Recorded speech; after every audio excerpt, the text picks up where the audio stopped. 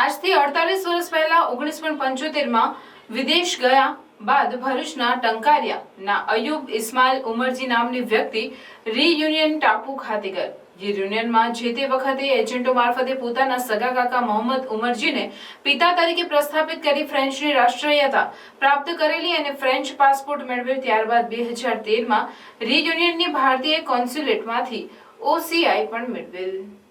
આ બાબતે સમગ્ર હકીકતની ભારતમાં અરજી દ્વારા તપાસ કરવામાં આવતા ડિસ્ટ્રિક્ટ મેજિસ્ટ્રેટ ભરૂચ દ્વારા સમગ્ર પ્રકરણની તપાસ હાથ ધરવામાં આવી હતી।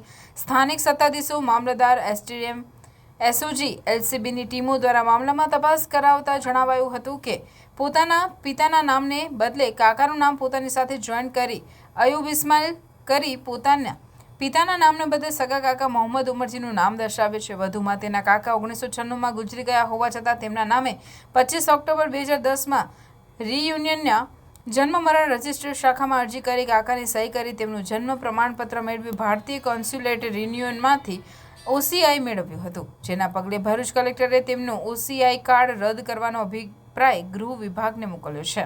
અત્રે વાતનો ઉલ્લેખ કરવો રહ્યો કે અયુબે પોતાના સાચા દસ્તાવેજોને ફ્રાન્સમાં ખોટા સાબિત કરવા માટે પોતાને જે તે સમયના ફ્રાન્સના રાષ્ટ્રપતિ નિકોલસ સરકોઝીના પુત્ર હોવાનું પ્રમાણપત્ર બનાવી ફ્રાન્સના સત્તાવાળા સમક્ષ રજૂ કર્યું હોવાનું પણ ધ્યાનમાં આવ્યું છે, જેના થકી તે ફ્રાન્સના અધિકારીઓને એવું જણાવવા માંગતો હતો કે ભારતમાં રૂપિયા આપીને કોઈ પણ દસ્તાવેજ બનાવી શકાય છે।